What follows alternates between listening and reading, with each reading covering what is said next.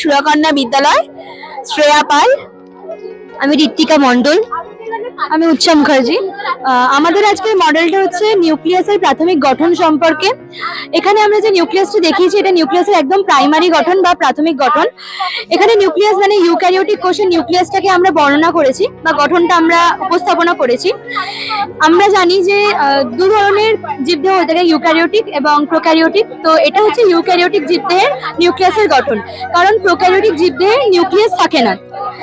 এখানে একদম সর্বপ্রথম বিজ্ঞানী লিউয়েন হক তিনি মাছের আরবিসি থেকে প্রথম নিউক্লিয়াসকে পর্যবেক্ষণ করেছিলেন। পরবর্তীকালে 1804 খ্রিস্টাব্দে বিজ্ঞানী ফ্রাঞ্জ বাউয়ার তিনিও নিউক্লিয়াসকে পর্যবেক্ষণ করেন, কিন্তু তারা নিউক্লিয়াসের সঠিক ব্যাখ্যা বা বর্ণনা আমাদের কাছে উপস্থাপন করতে পারেননি।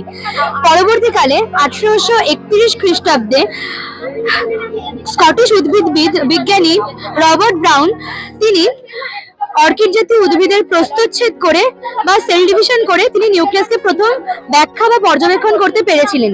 তাই জন্য তিনি নিউক্লিয়াসের নামকরণ করেন নিউক্লিয়াস বা অ্যারিওলাম। এখানে যে নিউক্লিয়াসের গঠনটা আছে এটা হচ্ছে endoplasmic reticulum. Endoplasmic reticulum two টাইপসের হয়ে থাকে, একটা রাফ এন্ডোপ্লাজমিক রেটিকিউলাম, একটা স্মুথ এন্ডোপ্লাজমিক রেটিকিউলাম। এটা হচ্ছে রাফ এন্ডোপ্লাজমিক রেটিকিউলাম। আমরা কি করে বুঝবো যে এটা রাফ এন্ডোপ্লাজমিক রেটিকিউলাম?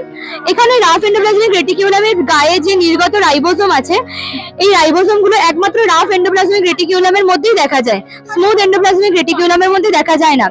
নিউক্লিয়াসকে আমাদের কোষের মস্তিষ্ক বলা হয়ে থাকে।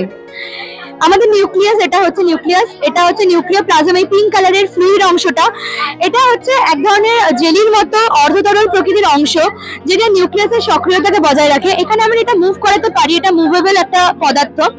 এটা হচ্ছে নিউক্লিয় মেমব্রেন, যেটা নিউক্লিয়াসকে আকৃতি প্রদান করে বা নিউক্লিয়াসের স্ট্রাকচার কেমন হবে সেটা নির্ভর করে পুরোপুরি নিউক্লিয় মেমব্রেনের ওপর। এইগুলো হচ্ছে নিউক্লিয় পোর বা নিউক্লিয় ছিদ্র বাংলা যেটাকে বলে। এগুলোর মাধ্যমে আরএনএ এবং নিউক্লিয় প্রোটিন যা নিউক্লিয়াসের মধ্যে তৈরি হয় সেগুলি ব্যাপন প্রক্রিয়ার মাধ্যমে নির্গত বা ভেতরে যেতে পারে। এটা হচ্ছে নিউক্লিওলাস, যেটা প্রধান কাজ হচ্ছে রাইবোসোমাল আরএনএ এবং প্রোটিন সংশ্লেষে অংশগ্রহণ করে। এটা পরবর্তীকালে মানে সেল ডিভিশনের সময় বেমতন্তু গঠন করে। এই যে এখানে নিউক্লিয় জালিকাগুলি আমাদের প্রথমে সেল ডিভিশনের সময় ক্রোমাটিন তৈরি করে। ক্রোমাটিন হলো কুণ্ডলীকৃত একটি গঠন।